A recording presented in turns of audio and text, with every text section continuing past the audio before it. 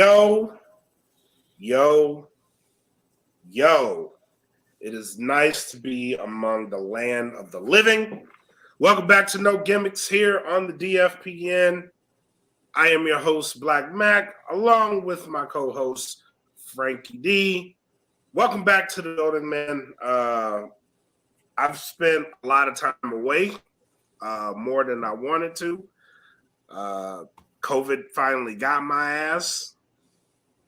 Like bad. I've had it before, but this was the one. This is the one I don't want no more. But I'm glad to be back. Glad to be feeling better. Thank you everybody for all your prayers and thoughts and good words. I've seen them all, so I appreciate them. But enough of the mushy shit.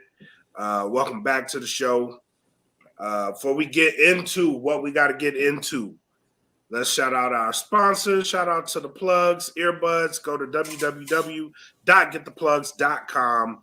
Enter in code DFPN10 for a 10% discount. Also, shout out to Fiverr. Don't forget to join the Patreon. Mac's been doing his Mac's Trash and Cinema series, where he watches the movies with the guys and gives his thoughts on these B-rated movies. So go check that out. We got another drawing coming up soon. We got new Patreon exclusive shows dropping.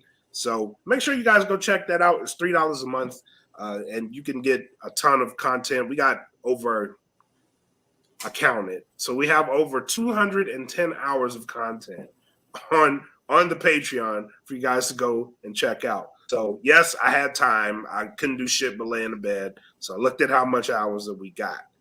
210. After this, it'll probably be about 211.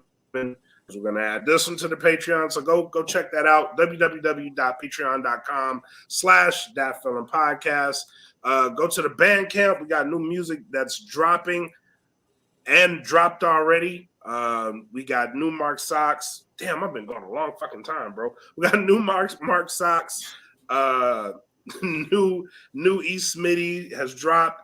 He's dropping new music damn near daily on there. So go check that out. thatfelon.bandcamp.com. We also have the merch, and it's at the Teespring. Go to teespring.com and search for That Felon Podcast. Now, fabulous Frankie D. It has been a long fucking time. Yeah. A long fucking time. First of all, how are you doing? I'm doing better than you. Fuck you. Real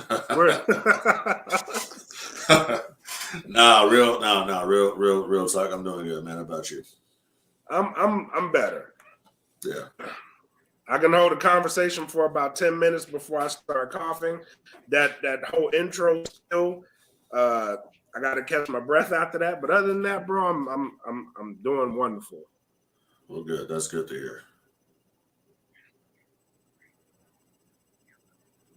Yeah.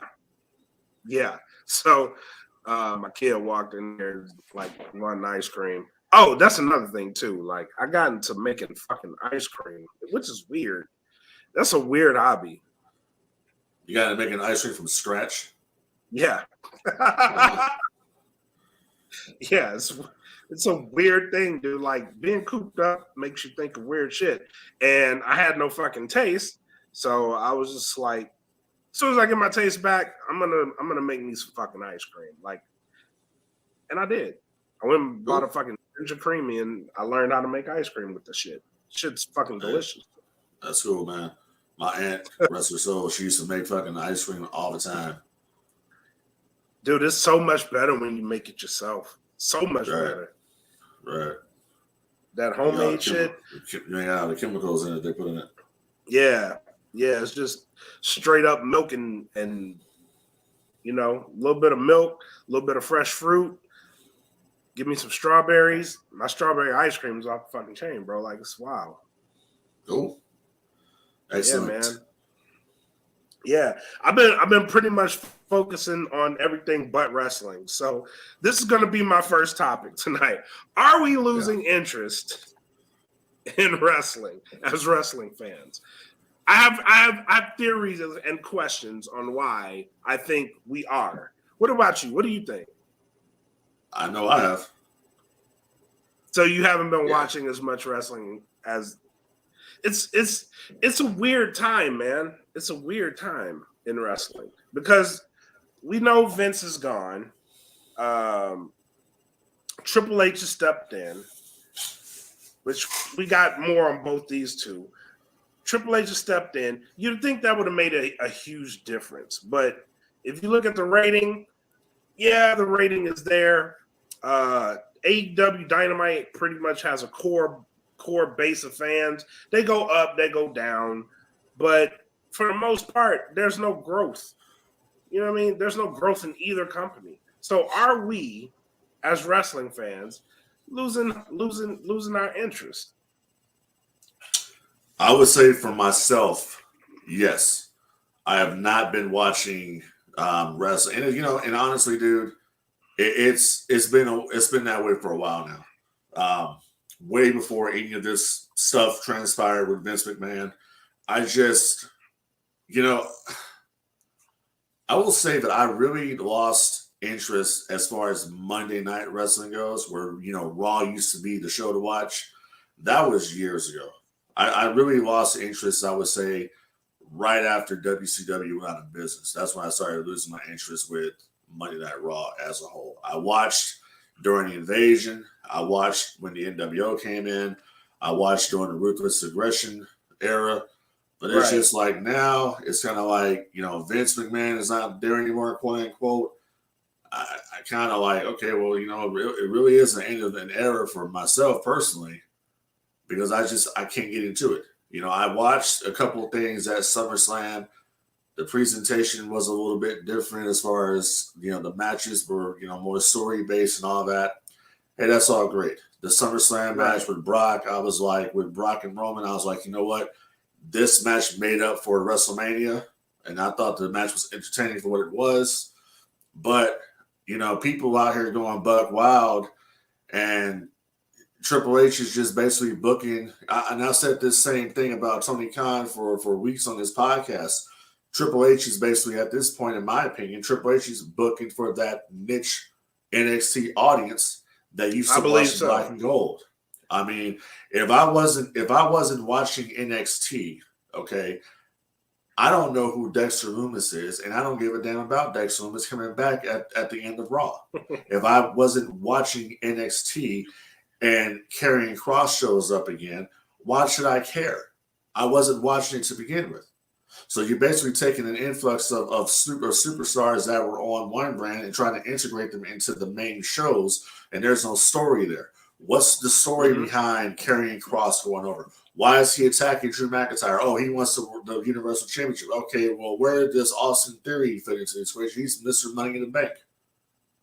So you have a bunch of stuff here that is Triple H booking for that particular audience. It's like, oh, they put Shawn Michaels in charge of getting back Johnny Gargano. What impact is Johnny Gargano actually going to make? I mean, honestly, dude, who gives a shit about Johnny Gargano? And I'm just using him as an example. Who gives a shit? I don't. You may have a point there, because bring back the Fiend. Bring back Bray Wyatt. He's not going to do that. He's not going to. No, he won't do that. He will do that, because here's the thing. William Rotunda, the person behind Bray Wyatt, knows that he can't beat Bray Wyatt anywhere else but WWE. So you're going to come back to the place that owns your whole career, pretty much, the place where you're going to pretty much make the most money. You're going to go back there, because he can't do that gimmick in AEW. You can't do that gimmick anywhere else except WWE, because if you try to do it anywhere else, they're going to sue you. Well, not only that, but if you do that gimmick anywhere else, it may not go over as well. It's not going to go over. Who are you going to go out there to appease? The 900-something thousand people that watch Dynamite? Wow. I'm just saying. I think here's what I think. I think we are entering the age of the uncles. And I'm going to explain what I mean by that. So when I was younger, Like I was and super into pro wrestling.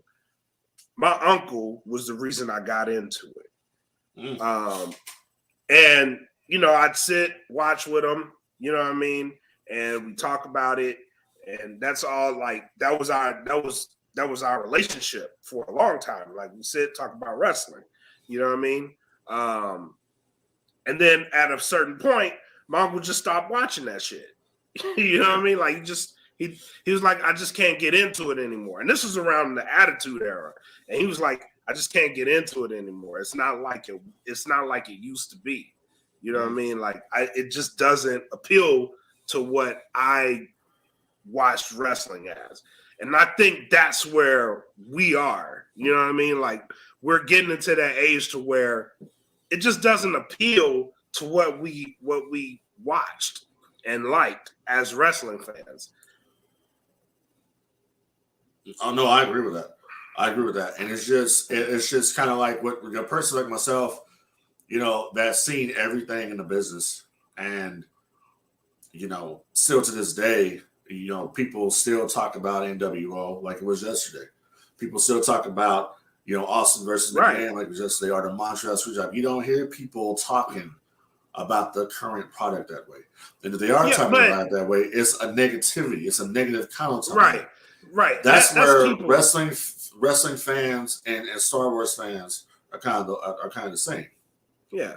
Is that they both complain. But I'll give it to you this way. If you are a kid and you're into pro wrestling right now, right? This is what you've come to like, and this is what the kid is now. The kids are us when we were kids. Like they see it and they like it. We see it and like this shit ain't what it used to be. You know what I mean? Like that's where we are. That's exactly where we are. That could be the case in some instances because you gotta remember something. There was a segment of the audience, and we lived through this part as well, that loved John Cena. Yeah. And those kids that love Cena, they grew up. They are grown. They went on and either they stopped watching or they went to somewhere else. That's kind of what happened. Yeah. Same thing with the Hogan fans, but the thing about it is that, those merchandise numbers are still there for certain people. The merchandise numbers are still there for anything in the anything Cena. Yeah, I agree with that. It's still there. It's all nostalgia. It's all nostalgia. I mean, look at this point. Look at the Rival show on A&E that they put out. They just put out the other day, WCW versus WWE. It was probably the highest rated one so far. Behind, I think they did one on Austin or something. Austin. Right. Yeah, it was the WCW one was the second highest one that they've done. Yep. So it just shows you right there. There's a segment of the audience there that will watch the nostalgia. That's why it gets me when people say, "Oh, well, people that watch the WWE Network, they're watching it for the current." No, they're not. You look at the Reddit posts like I do. People want the classic content. That's what they're watching. That's why they got the thing. They're not watching it for this current crop of bullshit that they have out there. I know I'm not. And you'll have the occasional from at least me. Like I watch all the classic shit because that's where I watch it. That's why I got the subscription. Like I like going back and looking at those moments. But occasionally, like the occasional pay-per-view, if it's good, I'll watch it. But here's the thing. People say, "Oh, okay, well, Triple H is in charge now, and let's give him some time." Look, bro, SummerSlam, Triple H was talking. He did a press conference where he says that they were working, had been writing the shows, like up all night writing the shows. The man's in control now. Okay, it's not rocket science on how to book the shit. It's some elements you got to turn around and change.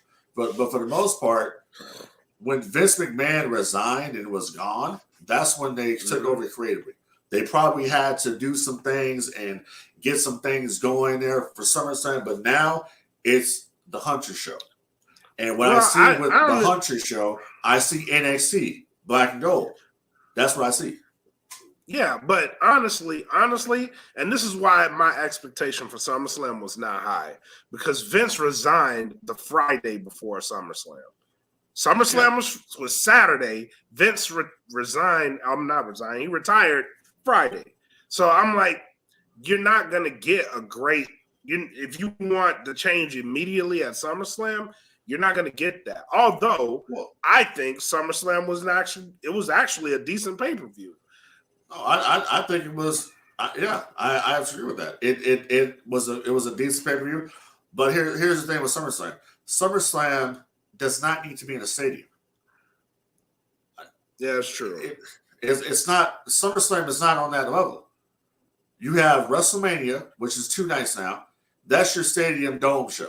SummerSlam, the Rumble, all these different events, they don't need to be in stadiums. They should just be in arenas. SummerSlam to me just. Do you think personally it didn't look good that way? It didn't look good. Do you think WWE needs to play smaller arenas like normally? Yes. Yeah, I do. Yeah, I'm kind of the opposite. They need to go back to the drawing board when it comes, because they're not really drawing shit. They have a certain core of people that are going to go to. They're going to go have a certain core of people that are going to go see Monday Night Raw, bruh. I'm not that far. I'm not that far from AT&T Center. All right, Raw was just out here. I had no interest in going. Well, yeah, because they haven't really hit you over the head with anything. But no, it's the same shit. Yeah, it's the same shit. That whole show has the whole show has. I don't know. I mean, yeah, Vince retired and he's resigned and all that and whoop-de-whoop and all that's fine. The show still has a lot of elements that makes me believe that Vince McMahon is still somehow involved. Exactly. Changing people's names and shit. That's a Vince. Yeah. That is a Vince. That is a Vinceism. That changing people's names and shit, that's a Vince McMahon move. You go from Io Shirai to Io Sky. Yep. Makes no damn sense. And this is why I said, like, you put up a post about a week ago, and I'm like, looking at this, bro, like, it's hard to say Vince is gone because his fingerprints are still on it. And that's what it appears to be.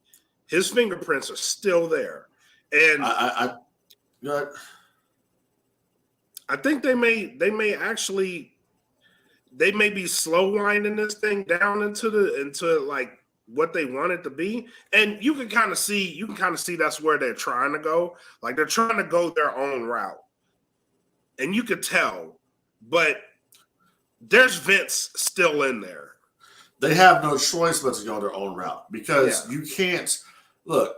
People can say whatever they want to about Vince McMahon. It can whatever. You can have your opinion of the man. What I think of Vince McMahon is the guy that he took this whole thing to a different plane that hadn't been seen before. The only person I can say that could probably have matched him with doing that is Jim Crockett.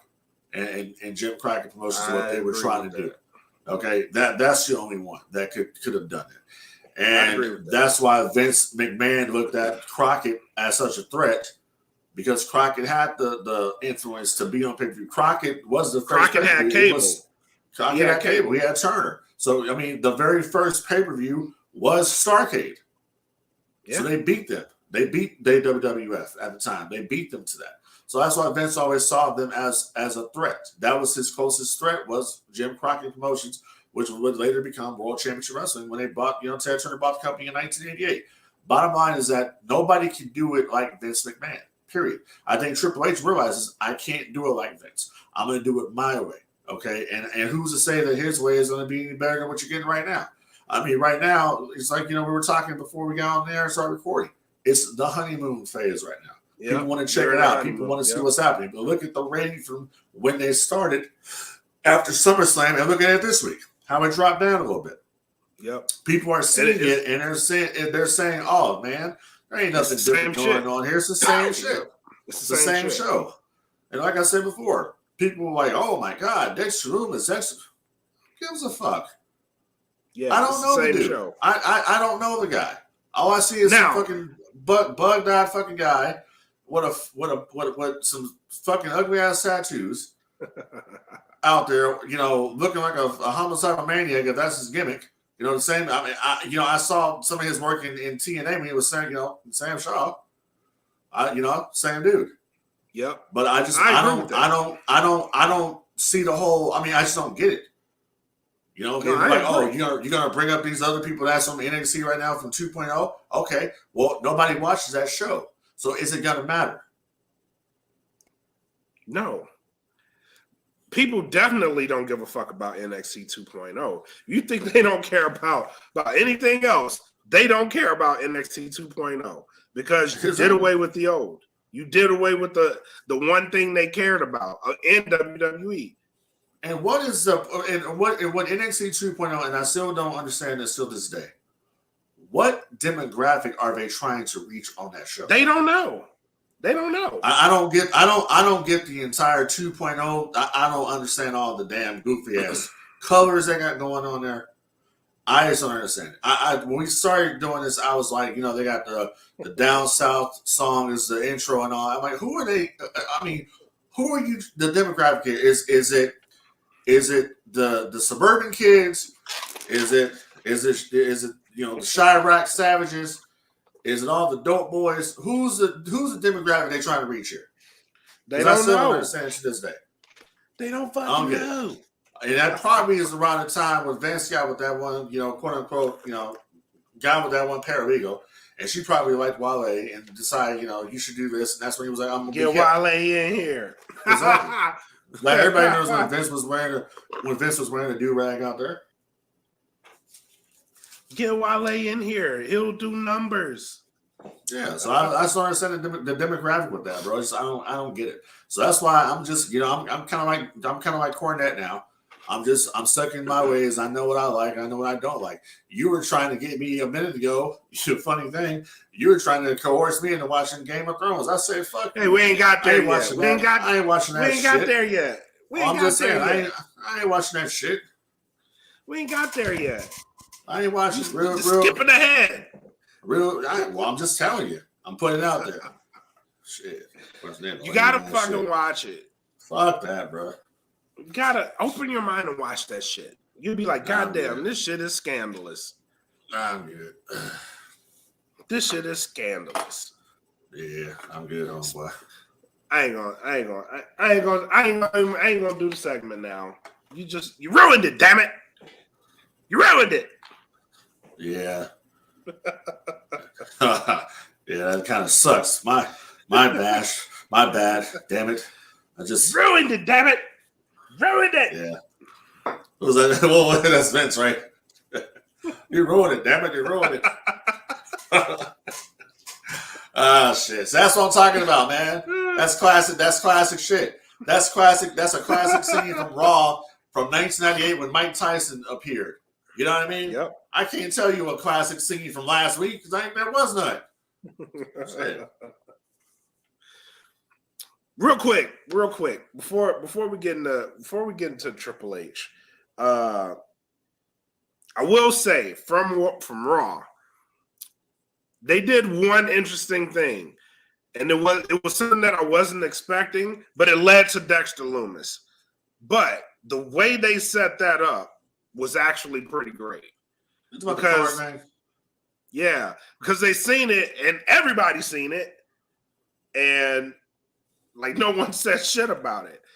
They just kept going on with the show, and then like throughout the show, you kept seeing shit happen, like people running. I'm like, and all show, I'm like, are they gonna fucking address what the fuck is going on here at all? Like nothing. Like it's people are fucking losing their mind. It's a rehash. You know what I mean? Like, yeah, it's a rehash, but I actually liked it. I thought Rikishi did it better. Yeah, I'm pretty sure Rikishi did it better, but I still appreciated it. The fact that you knew something was happening, and no one addressed that shit, they just kept going on like. You know the problem I have with that? What problem? The problem I have with it is simply this. You're trying to do a show. They're trying to take the playbook of Monday Nitro is what they're doing. You know, Nitro would have all these unexpected events that would happen on the show that looked like it wasn't supposed to happen, right? WWE is doing that right now, but here's the problem with that. People have been watching the show for years, and it's so clean and sanitized that you already know it's some bullshit when they do it, because you know what I mean? You can't play it off like, oh, that wasn't supposed to happen. It doesn't come off natural, because the show has been so tailored and so clean, you know, and it doesn't have the grittiness that Nitro had when the outsiders would come and attack out of nowhere. That was shit that looked real. No one looked real. Yeah. Well, that's my point. But you know, this whole thing, and like, oh, he comes back, and no one gave a damn. No one cared. This is true. People were talking about, oh, maybe they botched this, botched it. But you're not nothing. People didn't know who the fuck he was. You're not gonna get that in this day and age. Like, why not? You're not gonna get these angles in this day and age. It's the same people. So why not? You got the same people working there. You got the same people working there that were working there when you had those angles going down. You still got Bruce Richard over there. You still got Triple H there, right? Triple H had creative, right? Wasn't he part of that whole angle? It was Triple H who paid off Rikishi to run over Austin. You know why it's not gonna work? You know what? No, I'm talking about like the whole Brock Lesnar lifting the fucking ring up. That's Stone Cold in the beer truck. Or Stone Cold with the Zamboni. Yeah, I know. But you're not going to get that in this day and age. You know why? Because, I hate to say it, fucking kayfabe is dead. You're not going to get these angles like that. Kayfabe isn't dead. No, kayfabe isn't dead. Because everybody a month or two ago were on the whole MJF thing. And that's people believe it. Yeah, people believe it. So that's not true. Yeah, it's just you won't see that. You won't see that happening in WWE. People, you're bought right. People bought the CM Punk pipe bomb shit. You're right. Until they blew that. Until they made a mistake with that. And how they made the mistake with that is the night when John Cena beat Mysterio for the WWE Championship. The Cult of Personality plays in the building, and then CM Punk comes out there wearing his fucking wrestling gear with mutant Titantrons and shit. That's how they killed that. No more. He's no longer the outsider. It's just CM Punk is back. Yeah. So they can do it. It's just they can't do it anymore there. You can probably pull something off like that in AEW because AEW feels more like Nitro. Now, that's what it is. How can WWE pull something like that off? How? You can't. Because they already have that stigma of everything is controlled. That's the thing. It's all controlled. It's a controlled environment. WCW had a controlled environment, right? But they made it look real. This is very true. We had Kevin Sullivan back there who was running the shit. Oh, and the homie dropped out. But to his point, I honestly agree with him. And we'll wait for him to get back in, but I honestly agree with him. It's not like it used to be. Not in WWE. Here he is. What's up? See, welcome back. When I start talking, talk too real. Every time I start talking, my shit drops. You talking too real. You talking too real for him. That's why I'm doing truth. But I'm just saying though, man. You don't have that grittiness. This WWE program looks too clean. It just I mean, from the set down to all the nice little graphics, it's just there's no grittiness to the show. There's nothing there. WCW had the flashy set. While remember WCW had the flashy set on Nitro, while Raw had cardboard letters on out there. Okay, yeah, and Raw looked like crap, and Nitro looked good. Yeah. Whole point is that show is just, like I said, so sanitized that if anything was reckless was happening on the show, you can't believe it because you can't believe, oh, no, that wasn't supposed to happen. Of course it was supposed to happen. Yeah. But AEW, on the other hand, you look at the shit people aren't because they're so selling crazy over there. Yeah, you would think that you would think that, oh man, that wasn't supposed to happen. You're right. It's not always in a good way either, but yeah. But they can get away with more. They can get away with more on AEW. But how much is that tied to production though? All of it? Because I think in some aspects, like, okay, if you want to go this route, then you have to get rid of the scripted promo. You have to. And you have to let these guys start relying on their heart and fucking what's happening around them. Just react. Apparently that's what happened on Monday with that segment with Bailey. Oh, that's why it was shit. Apparently a lot of it wasn't scripted. Yeah, and it wasn't supposedly good. Yeah, because they're afraid to go out there and talk. Yeah. But this could be the beginning of something. They may fail now, but if that's the route they're going and they grow confidence in what the fuck they're doing, we may see some interesting shit come out of it. Or it could be that, damn, you know what? We gave them an opportunity to go out there and cut a promo and they couldn't do it, so let's just go let the script in it. And they fucked it up. Yep. They fucked it up. Give me bullet points, run. Exactly. Yeah, that could happen too. But yeah, I think a lot of that has to do with the fact that A, they are very scripted. B, that environment is extremely controlled.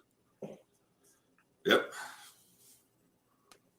So I'm surprised they haven't gone back to using the Thunderdome yet with the cheers, because that's what they usually do that. They were piping it in. They were piping it in at Mania too. Have you been a part of the Thunderdome? That shit was so, oh my god. Oh no, I'm talking about not the Thunderdome arena. I'm talking about the Thunderdome as far as the crowd noise. Oh yeah. Yeah. They still do that. They can't go by natural reactions anymore. Nope. Because you know why? The natural reactions because the crowd is dead. That's why. Another thing I like to see in this whole change is signs. Like they can get rid of them. You can get rid of them. They can get rid of signs. Yeah, get rid of signs. I think like some of the biggest parts of the old days was just like the sheer amount of fucking signs people had. Yeah, and it's annoying when you buy 4 seats and you can't see because some asshole is holding up a sign. Well, bitch, get money. Wants to keep putting up the sign. Wants to keep putting the damn sign up, and the sign is shit. So yeah, I don't have a problem with them getting rid of the signs. Get money, ho. Shit. Yeah. That way you can sit in the front. You ain't got to worry about the shit behind you. Well, see, I do sit in the front. I sit on the floor. Well, then it ain't your problem.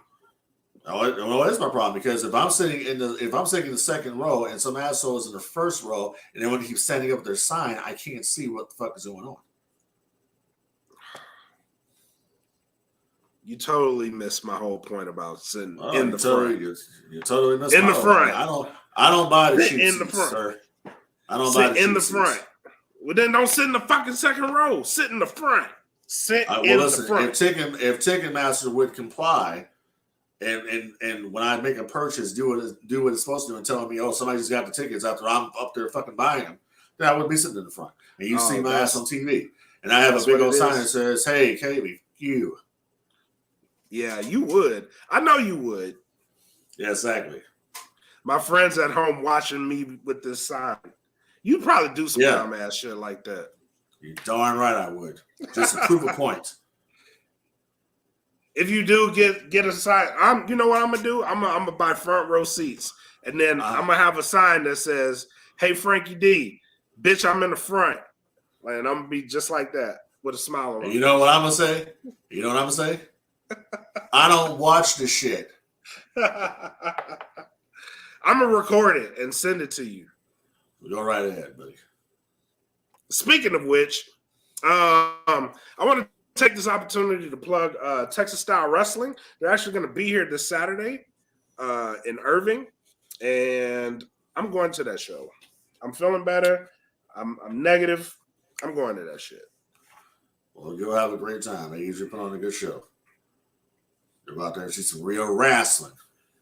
I missed the last show. But I'm not missing this one. So, yeah, they shot that big angle with Rodney Mack and Teddy Long out there. Yeah, that was pretty good shit. Yeah, I know. I hate I missed that shit. Yeah, well, you'll get to see it this time, so you'll be copacetic. Yep. All right, let's move outside of wrestling. We've covered enough. Oh, thank God. Andor. Yes. September 21st. Right. The year of our Lord, 2022. Yeah. What are we expecting? Well, we're expecting to see what the Empire has been up to. And we're going to see what the Rebellion is up to. And I like the fact that you're going to see it from both sides of the equation. You're going to see it from the Empire side of the point of view, and you're going to see it from the Rebellion's point of view. What was going down there, and what's Vader been up to? What's Palpatine up to? So we're going to probably see all this stuff. Where all this is going to be leading up to Rogue One. Yeah. I think they're doing. I think they're doing their best to bridge that gap. And yeah. I like that they're focusing more on like they've been focusing more so after Revenge of the Sith, leading into A New Hope. So they're focusing more on they're focusing more on the legacy characters as opposed to the bullshit Disney sequel trilogy. Yeah, I agree with that. Right. And that's what's selling it is people just love that era of Star Wars. And I think that's what sells it. I'm not a fan at all of the sequel trilogy. I think it's garbage. How can Rey, be a Palpatine at the end of the movie? She says, she's a Skywalker, but she has no Skywalker blood in her at all. It's just stupid. So that's just it's just stupid things like that. I'm looking forward to that one. I'm looking forward to the Ahsoka show as well when that comes out, starring Rosario Dawson. Yeah, and Hayden Christensen will also be returning in that one. Hayden Christensen will be returning in that one as Anakin Skywalker / Darth Vader, so that should be pretty cool. Yeah. If you watch Which Rebels is interesting in that Wars, fact because like I'm pretty sure they're going from Clone Wars into Revenge of the Sith based off of what I think the timeline is. Because if he's coming back as Anakin, he hasn't fully crossed over. Well, we don't know yet. We don't know if there's going to be flashbacks of anything, or we don't know if it's going to be present day. That's true they too. Can go up and two. They can go Clone Wars, or they can go Rebels. If you go Rebels, then it's her versus Darth Vader, which would be a hell of a live action scene. Would be her versus. Would be her versus Vader. That would be kind of cool. So they could go in that direction. Same thing with Andor. Andor is basically, like I said, leading up to Rogue One, a Star Wars story. That's what we're leading up to with that one. Mm-hmm. And I think it looks pretty good. I think the cinematography looks fantastic for this show. I think a lot of people have a lot of higher hopes for it than Kenobi. And let's see what happens. Kenobi wasn't bad. I don't think Kenobi was bad at all. I enjoyed Kenobi. There's certain things I would have done differently. I actually have that fan cut the guy made. I have that. So where? And can you send this to me? Possibly. But you just can't send it to anybody else. We have to keep it secret from Disney. Okay. Right. Yeah, I needs that. But I didn't think that series was bad at all. Actually, I thought it No. did a really good job of like connecting Kenobi to Darth Vader, not just Anakin Skywalker. Right. I just think people, they just the excitement pretty much of having Ewan McGregor and Hayden Christensen come back to the roles. That's Right. what, for me, that's what made it special. Because all the Star Wars movies, Revenge of the Sith is my favorite one because it shows the tragic story of Anakin Skywalker going to the dark side, what made him go to the dark side. Then you have all these other elements there, and you look at him as pretty much saying, you know what, this dude did all of this shit to save his wife, and he lost everything. At the end of the day, he was alone. Yeah. You know what I mean? And that's the story that's why I like that story. It's basically it's a real story of good and evil if you look at it from the perspective of, do you believe in the Jedi and what they stand for? A lot of people don't. A lot of people become delusioned, with the Jedi way. Yeah. You know And I think, by the way, I saw your little post you put out there the other day that you directed towards me. I didn't name any names. Oh, we know who you were talking about.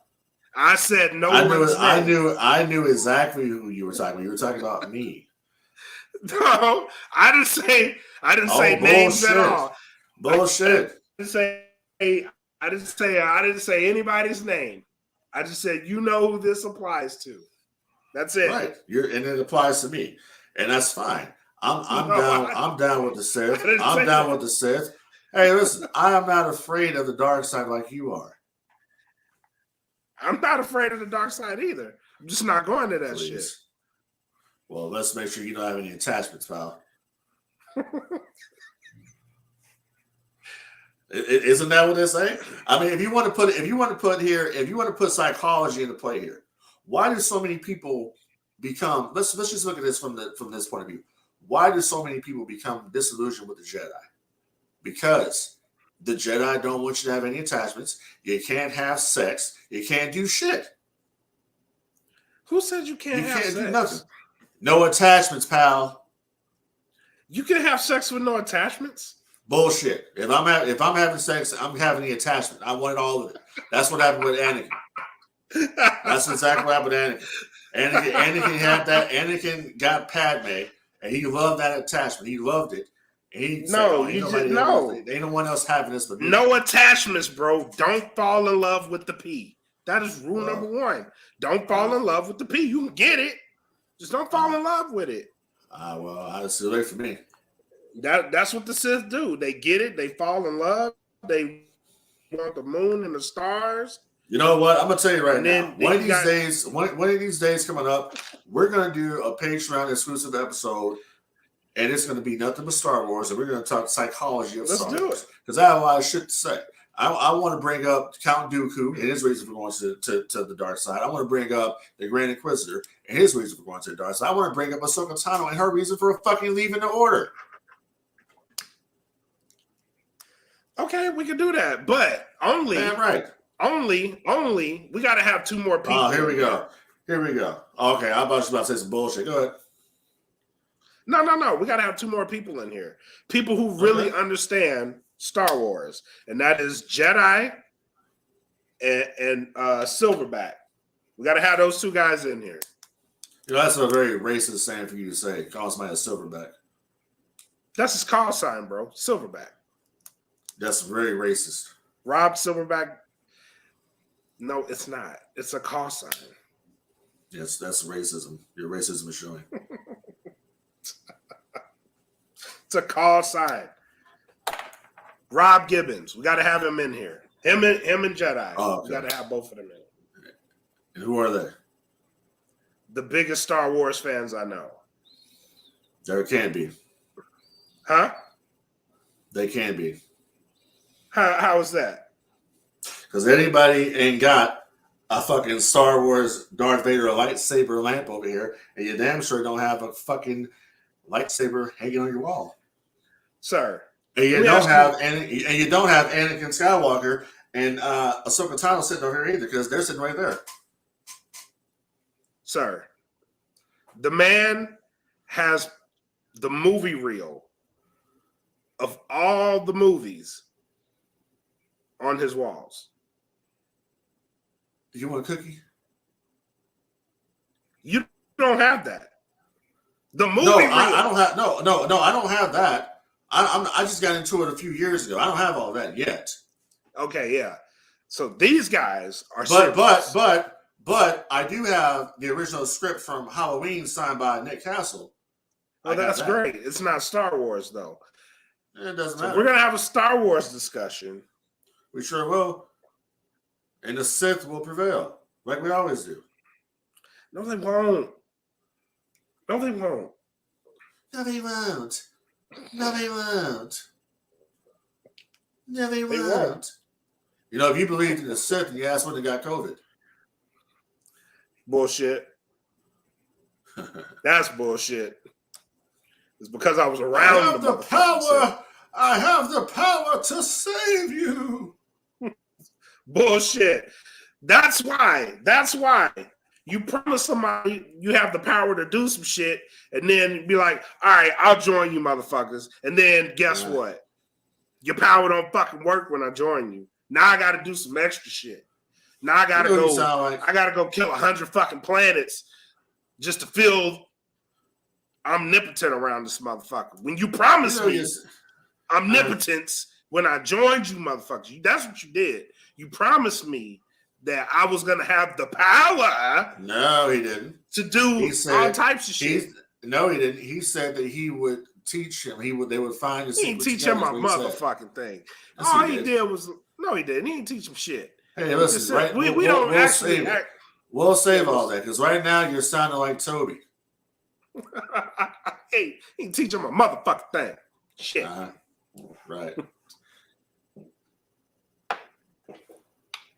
Just was like, here, go do this. Go do this. What the fuck am I learning? What am I learning? I'm learning all this shit on my own. Oh, watch out. The angry black man's out here. Ooh. Fuck am I learning from you? Nothing. Oh. I'm just going on countless fucking missions, and then I got to grow the force by my fucking he's self. going off. Oh, hey, listen, calm down. We don't want you losing the lung. No, because it's some bullshit. Just calm down, buddy. All right, buddy, calm down. It's fiction. Calm down. Calm down, it's fiction. God, you're going crazy over there. God.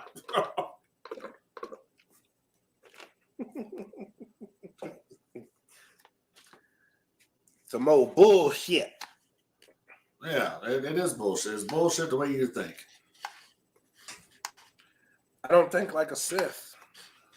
Oh, well, hey. So what else we got, partner? That's it, man. I think. Oh, we went through that quick. Yeah, we did. See, that's the thing that's the thing that happened. We went through it real quick because like you know, they really didn't talk about because we ain't at full, you know, we just wanted to put something out there, you know what I mean? Let people know that we alive. You know what I mean? Well, you know, they know I'm alive, but we had to make sure you alive. I'm alive, motherfuckers. I'm alive. Right. You know, we have to get, you know, funky like a monkey. To the pay window, baby. Yeah, exactly. In the pay window. Somebody said that shit on a wrestling show. I forgot. I think it was Jim Ross. I couldn't laugh because I had COVID, but he said, "They're going to the pay window."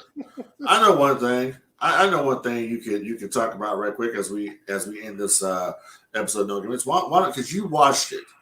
Why don't you talk about Ric Flair's last match? Oh, thank you. Now, before you start, I have to say, I think that Jeff Jarrett did a phenomenal job building that shit up. I watched the podcast with him and Conrad Thompson, My World. Mm-hmm. It was excellent what they did there. Jeff Jarrett should be doing creative instead of running live events. They should have that dude on the creative team at WWE because he put that whole thing. I would go further than that. I would go further than that. I would say, as a heel, Jeff Jarrett carried that match. As a heel, he did. He carried that match. Yeah. He took all the heat. He got all the heat from the crowd. That was his hometown, and he had his hometown people hating him. Like he And took all second, the heat. And Jay Lethal as well. Yeah, and it was such a natural story. If you look at the build up to that, and Jay Lethal going it to was Rick perfect. and saying, I want to be on that show, and Rick telling him you're just an opening match guy, and all that. Just the story they told there was excellent. That whole build up was great. It was perfect. Telling Rick Flair getting his ass beat out there and telling Jared, fuck you, Jared. So he's like, I told you to fuck off. When he was trying to help him up, that was great, dude. That whole build up was just excellent, and then followed up on the show. And I knew it was bullshit. I knew it was kayfabe. I got it, but this is what I'm talking about. If I can watch something and get lost in, and I got lost in, you know what I mean? I let my, smart markness, I guess, and critiqueness, I let it go to just watch this thing unfold, and it was excellent. That right there, I actually enjoyed. It was great what they did there. Yeah, you know what I mean. And then they did the actual match. The actual match, for what it was, because it was a lot of Rick went out and played his hits. You know what I mean? He went out and did what he could, played his hits. The chops weren't chopping like they used to, but it's Ric Flair. Who gives a fuck at this point? Right. The man's 73 years old. He ain't gonna be what he was, but the psychology of the match was still there. Everybody in the match did a great job. Rick got tired towards the end. Andrade had to carry it a little bit, but they got him to the finish line. And for everything. Go ahead.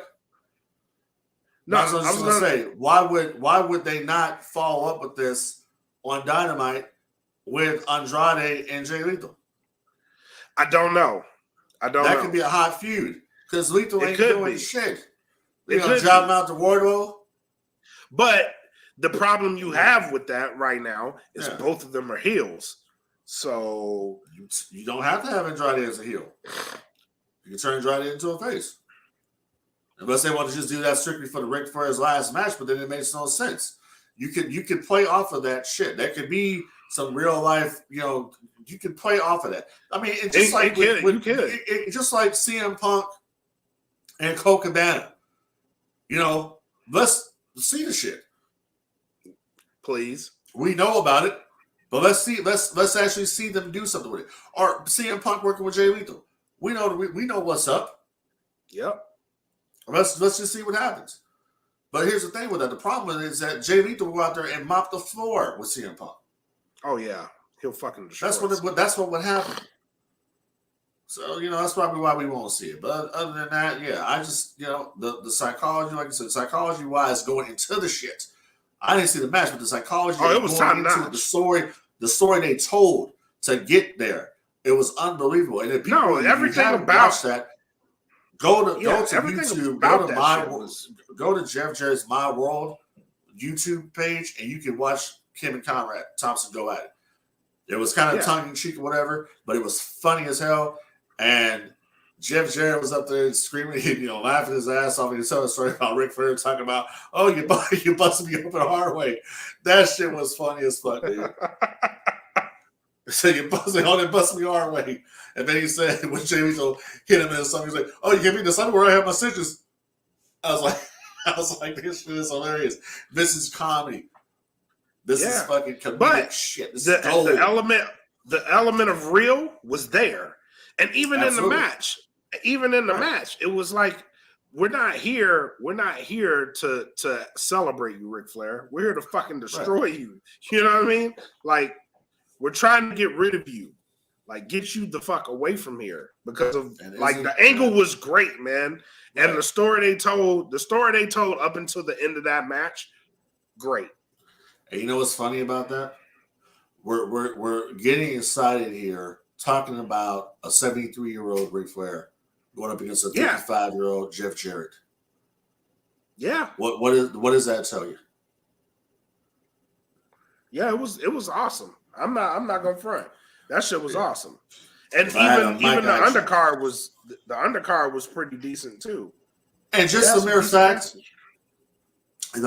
fact that you had Mick Foley, The Undertaker, and Bret Hart at ringside. At ringside. And then you also had people in there, DDP. I heard they played Diamond Dallas Page's WCW music on the show. Yeah, they did. They played his WCW music. He actually ran in, hit somebody with the diamond cutter, walked out, sat by the Undertaker. I was like, that's some crazy shit. Like, even the Undertaker himself just being in the building was newsworthy. Right. Well, he does a lot of that shit. And they addressed him as the Undertaker. Yeah. Yeah, he does a lot of that stuff. So that's cool. That's what's up. Yeah, it was pretty. It was decent. I guess they weren't worried about getting sued as far as music goes. I mean, you gonna sue me for a WCW song that hasn't been heard since 2001? Yeah, no one's gonna care. No. Plus, it's just tell that to WWE. They think also don't care. They're gonna sue us. Oh my god, they're gonna sue us for this song. No one gives a fuck. No one's watching. Do what you want, right? Yep. Just do what you want. Exactly. All right, man. Final thoughts. My final thoughts. Nope. My final thoughts is I ain't got no final thoughts. Oh, you're not gonna hit your stick? Nah, bruh. I got more important fish to fry. Okay. I love that catfish. What type of catfish? What type of catfish? I like catfish fillets. Okay. Okay. Thanks for clarifying that. What the fuck are you talking about? This has been No Gimmicks, you guys, on the DFPN. Thank y'all for tuning in. Yeah. I don't know about that, homeboy. This catfish song, you stay the fuck away from me. Just remember that.